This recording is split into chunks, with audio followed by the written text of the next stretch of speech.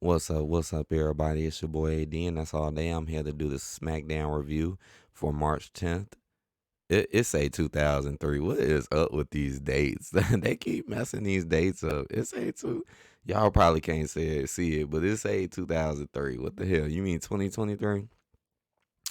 Saying the headline for the night was Cody Rhodes and Sami Zayn stand tall over the bloodline. Oh my goodness. This episode was kind of all right to me. It's some things to talk about, but it's still kind of sad the directions that they keep choosing to go with Sami and Cody. I mean, oh my goodness. But let's get to the beginning of the show. It started off with Drew McIntyre and Sheamus emerged victorious in a fatal five-way intercontinental title match. So this was the fatal five-way they set up to see who would go against Gunther for the IC belt.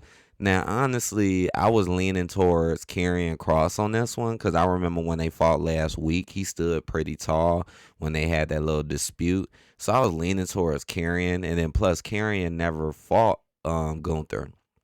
He never fought Gunther. So I was thinking that, they do something a little new. But instead, they had Sheamus and Drew both get pins at the exact same time. So they both won at the exact same time. So now they basically had it held in the air about who wins. I mean, this is clearly setting up their feud because they've been tipping this, for over a month. Ever since Drew and Sheamus got together, they always kind of been rough with each other, like friends, but like not really friends. And like I said, having Sheamus abandon his group so he could just do this whole thing with Drew, that was that. Well, eventually it's getting to the breaking point now. So now their match will be coming up, which I'll be looking forward to. But 9 times out of 10, I think Drew is gonna win this. I don't think they gonna do Sheamus versus Gunther 3 times. Now this would be the third time y'all do Sheamus versus Gunther. I don't think y'all are gonna do that. So, but I will be looking forward to that match, Drew Mack, because I don't think we seen Drew Mack go against Gunther either. So I guess that'd be a little, a little new and interesting. Unless Sheamus wins again. Damn, that is a lot of talking. Look at this. Dang, that's a lot of explaining. But yeah, that's what happened though. And then we had Delgado Fantasma stood up for Rey Mysterio against the Judgment Day, right? So Rey Mysterio, he got inducted to the Hall of Fame. They didn't even mention that. But he got inducted to the Hall of Fame. It's a little weird to me because he's like still here wrestling. It's a little weird. But he definitely deserves to be in there. And this should have been a little bit more, memorable for Rey. But instead, it's the same old stuff. Rey was finna give a speech. He gets cut off by Judgment Day. Here comes all four of them now on SmackDown. Rhea Ripley, like I said, she's just everywhere doing everything. And basically, they were finna jump Ray, doing the same old stuff that he always do. I think he ended up, was this the part where he ended up tossing them out the ring? Because he came at him and then he tossed them out the ring. I think they all got to fighting or, yeah, something like that. But then they had a match. Right. Because at first they were going to, well, Dominic was going to try to bully Ray again. And then that's when El Gato Fantasma showed up to have Ray's back. So I'm like, yeah, like, me. I'm like, yeah, it's good, man. Somebody be on his side, man. They always trying to jump him and do something now. So they end up having a match after that. But thanks to interference from Rhea and some other bull, they ended up losing. So I found that to be pretty messed up. Like, damn, y'all couldn't even get him to win on his Hall of Fame day. Nothing. And just because of the same old interference bull, like, it's like I wanted to like this segment, but because of not having Ray have no real speech and then having him lose the match, and I mean, he did end up getting the upper hand on Dominic when he jumped, like I said, below the ropes to get him out. That was like the first thing he like ever did to Dominic, but still nothing yet. Still like no blows, no strikes or nothing like that. So we'll see where that goes. We will see. Then we had Rey Mysterio dupe the Sun. Right, that's what I was talking about. Right, that part right there where he actually got his ass. Let me see, jaw dropping images. Now I'm looking at the promos. Rey Mysterio says tonight is a special night. Jay Uso will explain all later tonight. Right, that's how the show began. Right, it began with a pretty epic trailer of what happened last Monday on Raw when Jay freaking did Sami in, man, for his brother and stuff. So he was here. He was looking for Roman. Now I know, right? Roman looking for him. Now Jay looking for him. And then you said he gonna tell people what he think in front of everybody, and that's how the show ended up ending, um, and what he was supposed to be saying, I guess, to the audience and Roman or whatever. They did a lot of hiding of other people tonight, though.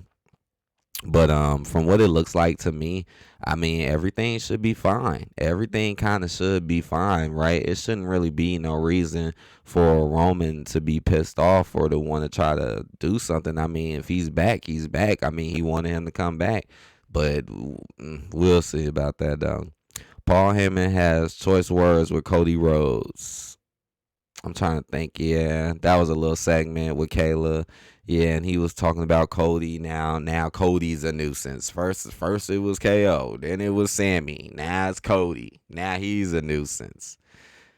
Then we had the Viking Raiders defeat Braun Strowman and Ricochet. I know what, like what? Yup. Mhm. They had a match. I mean, I guess that makes sense because we already seen them two go against the Usos. We haven't really seen the Viking Raiders go against them in like I think a pretty long time. So I guess they set up and them losing like that just shows that Braun Strowman and this team is not. It's just there to keep Braun relevant. It's just instead of having him in boring ass squash matches all day, they threw him in with Ricochet to try to keep him relevant. Here we go with piggybacking again. And them losing tonight pretty much proves what I've been saying is that Braun is not going to be with Ricochet for that long, or he's definitely going to be back into the singles run very soon to come after this damn title. I still don't think they know they want Braun to have that belt. He'll be gone soon from Ricochet. The question is, what the hell will Ricochet be doing after that? Yeah, okay, Ray in WWE Hall of Fame. Adam Pearce schedules a match between Drew McIntyre and Sheamus for next week, which we already known and figured. Like I don't know why y'all try to make a big deal out of that when it was so obvious that's where y'all were leaning. Right, Jay Uso's emotional journey back to the bloodline. They really did try to make that emotional. They really did. Charlie Flair defeats Shotzi while Rhea Ripley watches along on the sideline. If you look very closely, you can see her in the back smirking, as you can see. And this wasn't that great. Like it's just okay. Charlotte beat Shotzi. All right, we knew this was happening. We knew this was going on. I thought maybe Rhea might do a little bit more, but not really. Just stared at each other and just left. Nothing really too much. Just a match for Charlotte because Charlotte ain't been doing nothing. I know one thing though, they did have Shotzi trying to look a little good and strong on Charlotte. I did notice that though. I felt like Shotzi was getting a little bit too much for this to be the world champion. And then that's how it ended. Wow, that seemed like that part went quick. I mean, it is 2 hours though, but then it ended with Cody Rhodes and Sami Zayn stood tall over the bloodline. So they ain't even here it go. So y'all not gonna explain it. Well, they want you to watch it, but at least write it. Like, but I'll tell y'all what happened. So Jey Uso, he came out and he basically was like, yo, I had to do it for my brother. I had no choice. I had to get Sami. I'm back with my bro. And then just saying there's nobody to blame but Sami. So Jay seems like he's going back to his normal self again, how he was in the beginning, when he was always spiteful of Sami because he knew he was up to no good. And so it's good to see Jay actually get some sense back in his head and get back with his brother. Because I really do feel like that was the dumbest shit in the world to sit there and see your brother get beat down and then you go hug the person who beat up your brother. Like, that is pretty stupid. But hey, it was a good trick. It was a good trick. They did it. But then while they was like, man, this segment was extremely quick. Like by the time they got into the ring, it was already 9 minutes left by the time they got up in there. And basically, like they said, that was about it. Cause once they got to talking for a little minute, that's when Sami Zayn pops out with the black hoodie again, comes running in, doing the same old stuff he's been doing, running in, acting like he could beat everyone up. And then eventually the Usos start kind of getting the edge on Sammy though. They start getting the better end of him. And then that's when Cody Rhodes gets sent out there to save Sammy. Man, I'm telling you, they making Cody Rhodes look bad. You are making Cody Rhodes look so weak. Now you got him raising Sammy's arm. How much sense does that make when he's supposed to be the one going to WrestleMania? Like I said, they've been treating Cody terribly. Like he's just not even a championship threat. I mean, like I said, they're clearly wanting you to get more hyped over Sammy than Cody. Now they're having Cody back Sammy for really no reason. Even Jimmy was saying it. Like, why is Cody sticking his nose in bloodline business? Like, come on now.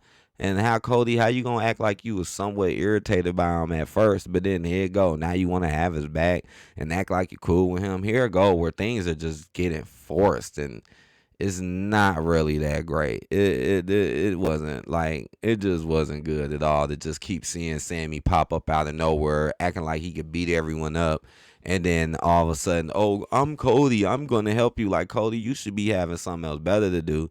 They did not show them the whole night though. Like normally they'll show them, but they didn't do that, and there wasn't no Roman either. So none of them were shown. Well, Roman wasn't there, but they didn't get shown till like the last 5 minutes of the episode.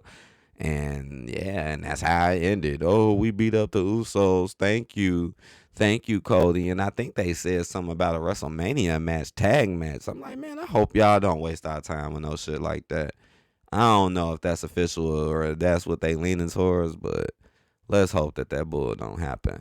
And yeah. And that's the end of the episode. So what would I give this episode? Let me see. The beginning wasn't bad. It was all right. The beginning was decent. Just the way how they didn't know, but the beginning was pretty decent. The This part was okay. This part wasn't good. Them losing and stuff. Okay, that's all connected really. This match was all right. Viking Raiders winning. Okay, that was all right. That was all right. Charlotte, Shotzi, this wasn't really good. And then the whole ending wasn't really that good either. Now I'm thinking about promos and other stuff that happened. I guess I can give it a 2.5. I guess I'm not giving it a 3 though, but I think you are good enough for a 2.5 in my book, but not really. Not a 3. Like it was a decent show basically. Not too bad, not too great. You know, it was pretty in between to me, basically. So I hope y'all enjoyed this. Hit that like button, comment, subscribe if you haven't, guys. And I will be back to see y'all on the next one. See y'all for SmackDown or whatever other wrestling content I might put out. Thanks a lot. I hope y'all have a good day. And I will see y'all later.